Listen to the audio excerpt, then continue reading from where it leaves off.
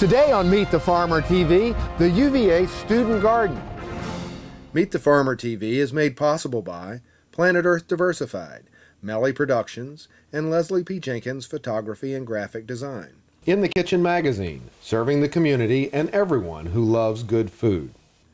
Culpeper's Channel 21, helping to preserve the agricultural history of Virginia, and Flavor magazine, serving the Piedmont's local food and wine culture. Today on Meet the Farmer TV, we're at the University of Virginia, where a group of students got a special permission to set up a student garden right in the middle of the university lawn. Arugula to zucchini at the White House. Save the family farm. In the kitchen.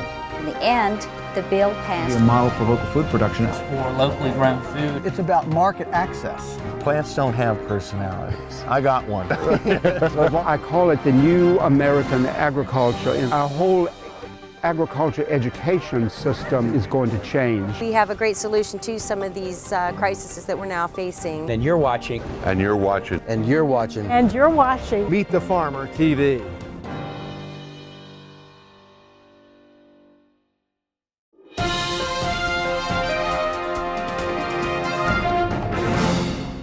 All right, Ben, tell us what's going on here. We're at the corner of Alderman and McCormick. This used to be just like a abandoned grass hill? Well, there used to be a trailer actually sitting right here. They had some facilities management offices in there. They've since moved the trailer, and it actually happened at about the right time for the garden project, because we were looking for a site. And they moved the trailer and made it available to us, and we moved in literally months after they headed out. So, wow. But yeah, it's certainly become a place a place of bounty in not that long of time. Now, how did this idea get started to come and plant some edible crops in the middle of the lawn? Well, last fall, I guess the fall of 2008, there was a group of largely senior students, and they all kind of had this idea to get a garden going, and they've been kind of working independently. Then they came together under there's a student council committee for environmental sustainability. They all got organized under the committee, started working together. Got hooked up with the right people in the administration, the urban planning department, and Tim Beatley, and so just kind of by unifying their efforts, they really were able to get hooked up. It took months to get the right sort of approval and permissions and find this site. Actually, that took the longest. But once we were able to get a site, the volunteer support kind of poured out. We had a lot of support from farmers in the community, and also people that are just excited about local food in the community, as well as students who never had this sort of opportunity before. So, ever since we got in the ground last March, it's been kind of an experiment in progress, but definitely we feel like it's, things are growing here. It looks better than I think it has in the past, and we're certainly in a good place. Well, that's great. So now tell me how this works. Is it just volunteers growing stuff, or are you out here growing some lettuce and taking it home and eating it, or is it a part of a class project? What's going on? Well, it's kind of in development, but so far it's been largely volunteers, largely volunteer-based student volunteers. We had some people from the community come out and help us build it actually in March, but since then it's been mostly student volunteers coming out and having work days every couple of weeks, more frequently, during the kind of planting and then harvesting times. But now that the students are back, we have like work days about every 2 weeks or so. During the summer, it was a little sparse. I think we had a kind of core group of 5 to 10 students that were in Charlottesville and were able to help. And of course, the summer is the time when you need the most work, but we were able to kind of put together a bare bones sort of staff to make it happen. Well, I see we got all kinds of things going on. We've got some artichoke and eggplants, and mustard greens, and I guess some chard, and like a permaculture and strawberries there, and some row covers over. What's under the row covers here? Well, we've got We've got some Swiss chard here, and certainly Dana can tell you a little more about that. But so this is just kind of a brief experiment with the row cover, or the cover, to see how long we can keep going to extend. So sort of a season. frost protection versus an insect protection. Exactly. It's sort of just to keep the frost off for a little bit longer. So, you know, there's the challenge here.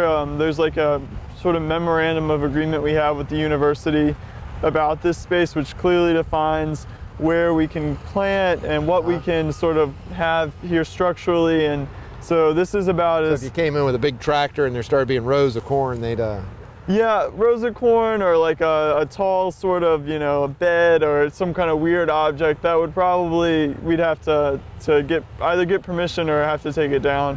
So it's just because it's such a visible space, it's still pretty heavily protected by the university. So now, who designed this? It looks like it's got some geometric design to it. Is this from architecture? Or? Well, we had some preliminary sketches for just a general site that some landscape architecture students did in the School of Architecture. When it came down to it, Connie Migliazzo and a few other students just kind of sat down and like, we need to come up with a design and what looks good, or what do we think we kind of want for this site. You know, it kind of worked out well that we have these like many different beds in this area. This area gets the most sun, so we can kind of grow a variety here. And the larger beds, you know, this gets significant shade, so we can kind of put like a larger, we had a patch of peas there that kind of could sprawl out all over the place. We have herb boxes in the middle here. And we tried to put in some berry bushes, and the blueberry bush seemed to take pretty well, and we'll see what happens in the spring if it decides to come back. And you're doing some little compost pile of some of the oak leaves? Well, actually, that's just a mulch pile that actually probably needs to be spread out. We've been periodically putting down mulch in the rows or in the aisles to kind of. So wood chips and stuff. Yeah, just wood chips, and that's actually been provided by facilities. They've been really helpful in terms of if we need mulch, if we need compost, you know, the university keeps its own mulch and compost piles, so they've been pretty friendly with getting us that sort of material.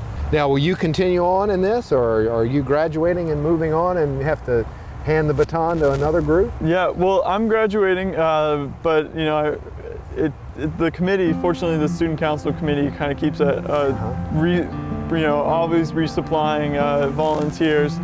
We've got a lot of younger students, actually, a lot of first year and second year students that were there's first year dorms over there and right over there, so they see this all the time, and a lot of students are coming to UVA kind of with this sort of sustainability interest, and like not just sustainability but food and sustainability and growing their own food. So when they come and they see this, a lot of them have just gotten involved, and so it's a self-sustaining project. I mean, it's kind of become a self-sustaining project, and that certainly was a concern of the administration at the beginning. Was, you know, you're fourth year students, and this is great now, but what happens when you graduate? But most of those students aren't here anymore, and the garden's still growing.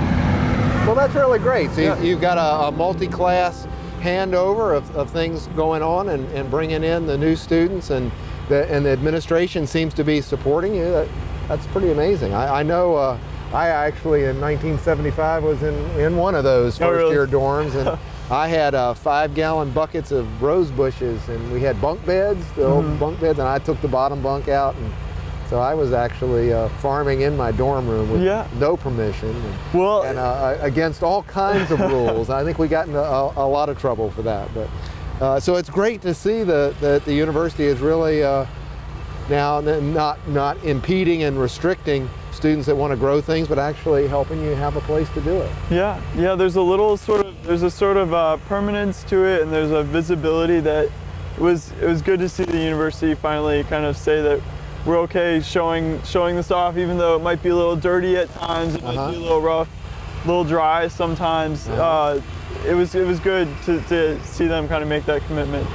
Great. Well, let's see if they put it on the real Thomas Jefferson grounds map now. Yeah, getting it in the academical village will be the real trick, but we'll see, as Jefferson would have wanted probably. Right. Well, you know, the whole pavilions and lawn and all that stuff was, and all those serpentine walls and gardens, those were all experiments of Jefferson in saving plants. And so it's really we certainly pulled the Jefferson quote or two in all of our proposals about you know, the agrarian ideal, and so you know, it's by no stretch of the imagination that Jefferson would have wanted to see sort of experimentation in agriculture and students kind of learning about agriculture by doing. So, you know, in terms of the Jeffersonian ideal, the whole garden idea was not a tough sell, but at the same time, as far as Jefferson designing the original grounds, there's also a sort of defense about, you know, what can be sited where and how our buildings look and how our grounds look. So, you know, it was sort of, Jefferson kind of created the motivation and also the difficulty for us in as well, creating the garden. Well, we're here at the community garden at UVA with Dana. Now tell us, you're the garden manager or the head of the program or the student in charge? How does it work? What is the name of that? Yeah. I am the student manager for the garden. So I'm a second-year graduate student in the Urban and Environmental Planning program, and this is actually my work study position to manage the garden. And I work with a fantastic leadership team of undergraduate students, and collectively we make up the leadership for the garden. Okay. So it's like a board that you meet and make some sort of decisions? Yes, yes. We meet on a regular basis and we make decisions about what events to have, what educational speakers, for instance, we might invite to come, and just general decisions about the garden.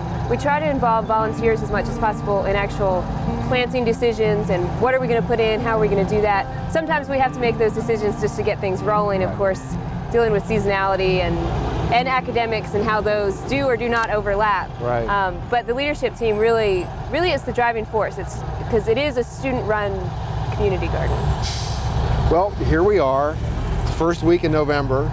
We've had frost several nights. Yes. Show us what you got growing and tell us about some of the experiences and how it's working. Okay, sure. Well, we've really worked hard to keep the season going because the challenge of a student garden is working within the confines of an academic calendar when students are actually here and trying to keep those totally things. Opposite of when everything grows in this area. Exactly. All right, so what do we have here? Some row covers? You got an insect problem, or are we trying to do frost protection? We're doing a little bit of frost protection. These are pretty light row covers, of course, so they aren't doing a whole lot, but at least it's going to get us through. And this is mostly greens under this bed here. We've got some Swiss chard, spinach, there's arugula down there as well.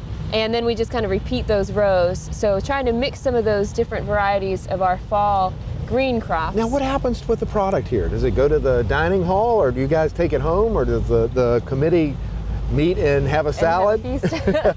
Well, right now it goes to volunteers. That's our way of really saying thank you for coming out and spending a few hours. We have weekly work days in which volunteers come for about 2 hours and do their work. And then we send them home with whatever is growing at the time. And it's really a good way to, like I said, to say thank you and also to let them experience what they're actually growing. It helps make them feel attached to the garden itself. And it's great when we grow things like this. Some beautiful chard and spinach and the volunteers are actually able to eat the fruits of their labor. Oh, it looks like you got some arugula under there too. Some arugula under there as well, exactly. And we try to grow things like this that don't, well, the chard has to be cooked, but some of the greens that don't have to be cooked. We have a lot of students who live in residence halls that don't have access to a kitchen. So there are those little things too that we think about when we're planting to try to make sure that they have something as well to eat. Well, that's terrific. So we'll just cover that. Cover that back up. Now, were there any things that were particular challenges here? I mean, you're kind of under an oak tree and you got a little bit of sun on one side, so did that create some issues for you in your planning? It definitely does. We like to think of them as educational opportunities so that we can figure out the best way to address that. I think the biggest thing is the difference between the sun and the shade and figuring out what really needs full sun and what doesn't. For instance, we tried to grow some corn this year, but the only space we had left when we got to planting it was over in the shade, and it just didn't do very well. Of course, needs that full sun. So it's been a learning experience with that. But I think it's a good opportunity for students really to think about growing conditions and the space that's available and working within those confines, which is very realistic for people even in backyard gardens when they're doing this. You have to work with the space So you're that you have. learning agronomy as well as... Now tell me about the design of this. We've got, it's raised beds and they're divided with paths, and we've got some things, looks like there's some design elements in here of... Yes, the students, undergraduate students designed this last year, and then they built it all in a series of about 2 or 3 sessions. And basically, they just had to work within the space that was given with these dimensions, and wanted to make something that was visually interesting and also took advantage of the space that we do have. And by having the raised beds, you know, it's a model of one way of doing it, and then the pathways and whatnot, it's working for us, so we're happy with it. That's great. And you got, I guess we've got some permaculture and with strawberries and then also some seasonal warm crops. We're just finishing up, kind of cleaning up some of those warm weather crops. We still have tomatoes in over there and our eggplant. Actually, the tomatoes are coming out today. We have a work day, so we'll be taking those out. And we've really been slowly transitioning through this fall season and using the cooler weather things. We also just recently planted some cover crops over the beds, and we did different cover crops on different beds so that we could see, well, how do they grow differently? What do they do differently for the soil and for that bed? We're going to do some soil sampling to really get an idea of what is actually happening in these different spaces. So always trying to keep in mind that educational component. Now, was this something that Tim Beatley said, hey, you guys got to do this, or the administration said, oh man, we got to have a student garden? How did the idea for this get started? It really, truly was a student initiative. Some undergraduate students started last fall talking about the need for a student garden and wanting to just get the experience of growing food. It's something that a lot of students don't have any knowledge about, don't have the experience with. So really wanted to create that experience here on ground, somewhere that's very visible, that anyone can feel like they can come and participate. We also call it a community garden because we want to connect with Charlottesville and the greater university community as well. It's not just the students, but really an opportunity for that. And then of course we are at University of Virginia, so Thomas Jefferson's agrarian values incorporated into that as well, and really thinking about the history of the place, and this would be something that we think that Thomas Jefferson would be proud to see students learning how to garden. Well, that's terrific. Well, thank you, Dana, for showing us around and showing us some of the crops. Sure. And I guess you've got a couple more years that you'll be kind of helping out here, and then you'll hand the baton off to the next group. Yes, exactly. On to the next manager soon. All right. If somebody wants to find out more, or students that see the show want to be volunteers, how do they find out about it? Is there a website or a place to contact? We do have a website, and it's actually in the form of a blog. It's www.uvagarden.wordpress.com. Okay. And it's updated regularly with posts of what we have going on, events we've had, what we have growing in the garden, all kinds of good information on there. Contacts for the leadership team and for volunteering, exactly. Terrific. So now I understand that earlier we were checking out some of the construction of like cold frames and something about rainwater. What happened there? Yes. We did have a fall festival a few weeks ago in which we were building a cold frame that was going to be on this bed right here, and we completed construction of it. And then we realized that it wasn't in agreement with our memorandum of understanding with the university. We aren't currently allowed to have any structures on our garden because of its highly visible location. So we did have to remove it from the garden, and we're going to work with the university to figure out how can we work within that agreement and really and use that cold frame. And in the meantime, we're going to hopefully have someone else with another garden around grounds use that so it can be. Maybe you need to make it out of bricks. Everything's got to be brick. And some columns on it as well. Columns. That would be. We get Tim to work on that. Yes. A cold frame with Jeffersonian columns. Exactly. Maybe it should be spherical. Perhaps. But it is definitely something to work on. And that is one of the challenges of working with a university, is just understanding those agreements and what is going to work and what isn't. And it's definitely a learning process. We're in our first year, so we'll continue growing and learning with that. And then the rainwater harvesting system, we were just meeting a little bit ago. We do have a cistern to collect rainwater, and the placement of it wasn't ideal, so we're working out new designs for how can we expand that harvesting system and really make it work with the space that we have here. So again, something else that we're working with the university. They've been really supportive to ideas and designs and just coming to an agreement about what's going to work. Well, that's terrific. Well, we'll come back next year and maybe the rotunda will be like hydroponic Taj Mahal for Perhaps. UVA. We'll work on that. All right.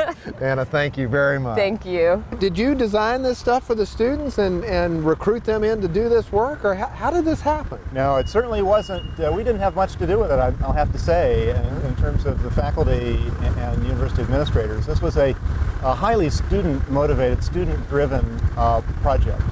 There's a lot of interest now among the students in growing food and agriculture and finding ways to actually get their hands in dirt. And so it was entirely their idea. So a very energetic and committed group of undergraduate students started meeting to talk about the possibilities of a garden. And one thing led to another, and they were very persistent. We tried to help along the way, and in fact, the Urban and Environmental Planning Department is the sponsoring academic department for this project.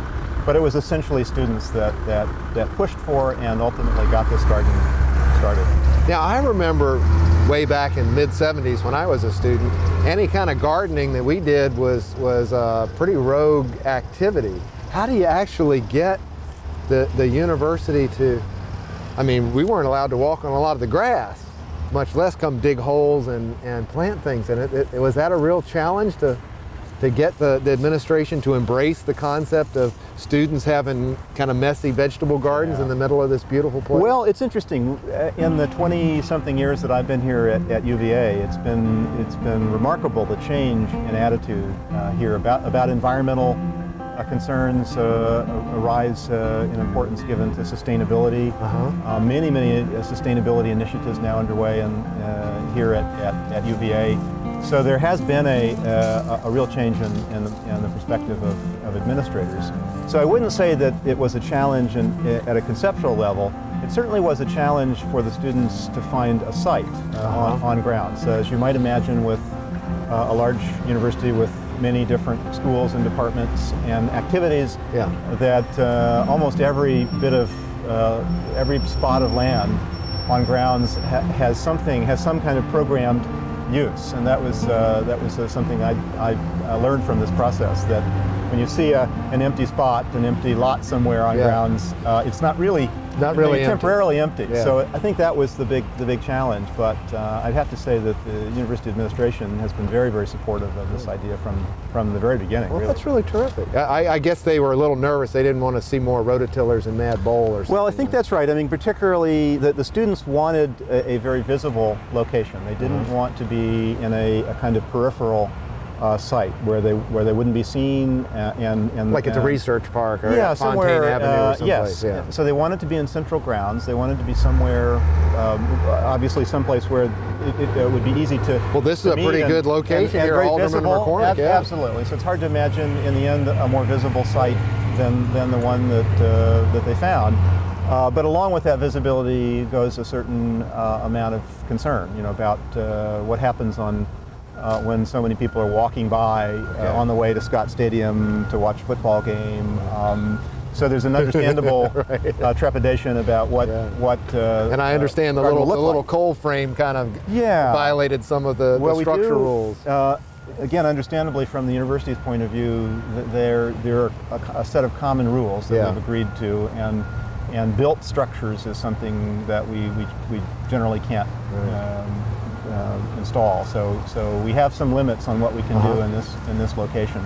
Now, one of the ideas that we have is that this garden and maybe other gardens around grounds will in effect serve as a kind of laboratory for experimenting with and understanding farming techniques in a more developed context. A university is not unlike a town or a city in the sense that there are buildings and things already here. It's not a rural location. So we see this as a great opportunity to better understand what you could grow in a city. Maybe the next step will be a green roof?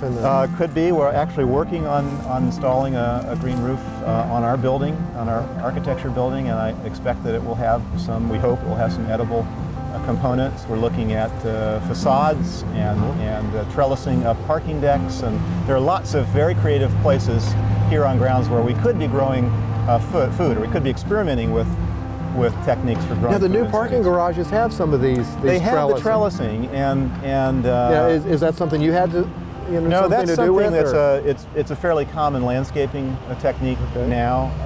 Most of the plants are selected for ornamental and other reasons. They're not really edible grapes or berries. I think that's the next step, is to begin to think about how university landscaping can be more edible. We can think about fruit trees and think about clinging plants. And Jefferson brought so many the ginkgo trees on the lawn, and this ties in clearly with Jefferson's interests and legacy. Well, so maybe soon we'll see you with a built structure here of a greenhouse or something. We could. I think a greenhouse somewhere would be, maybe not on this location, we're not sure, but I think that's the vision, is to begin to think about other sites, other parts of the university where we could be doing different things that would complement. Maybe some of the recycling of food waste. Absolutely. From the tree house over here. That's right. We're right across the street from the Observatory Hill Dining Hall, and we already have a kind of pilot composting program. Actually, waste that you probably know goes out to Panorama Farm. And facilities management is chipping limbs and stuff, and I guess bring in some trail mulch for you. Yes, that's right. So we've got lots of different parts of the university helping and in some ways cheering us on, cheering the students on. That's great. Are they going to put some kind of plaque or, Well, we have a sign. Okay. And you might want to incorporate that into your, we can walk around if you want, but the sign was actually one of the requirements. That they have a sign? Part of this, explaining what this is to people walking by. Is it on the official map now with that sign? I don't know if it is or not. It should be, and I think that's another goal, is to begin to make this a stop, on the normal pedestrian. Yeah, maybe they circuit. could add a sentence or two of description. Well, that would be nice, and we'll work on that in the future. For the time being, we've kept it very simple. But there needs to be a little bit more explanation of what this is. But the sign declares that this is intentional. This is, and it in some ways kind of claims the space, marks the space as ours. Official. It makes it official. But I think in the long run, just as there are groups of visitors touring the lawn and the rotunda, we'll start to maybe steer them over here, and this could actually end up being a stop. Well, there you have it. The first week of November, the end of the season, but the beginning of the student garden here at the University of Virginia. Thank you for watching another Meet the Farmer TV, and we appreciate your support of all of our underwriters and letting them know you appreciate them supporting Meet the Farmer TV. We're going to be building a cold frame over this bed right here. A cold frame is a way of extending the season, so it's basically going to be a cover that's built over that bed that will be able to be vented, and it's going to let us grow our crops a little bit longer even after the first frost. So this is really a way to just extend our growing season. We just planted some beet seeds. I think we're missing a few people who went to go get water to water those things, so that'll be happening too. And then, in order to celebrate, really, our fall festival, we have pumpkin carving, and we also have some food over there. Cover crops and cold frames are both definitely things that a lot of people do in their fall gardens and on farms as well, to prepare for the fall and winter, kind of after your main summer growing season. So, cool.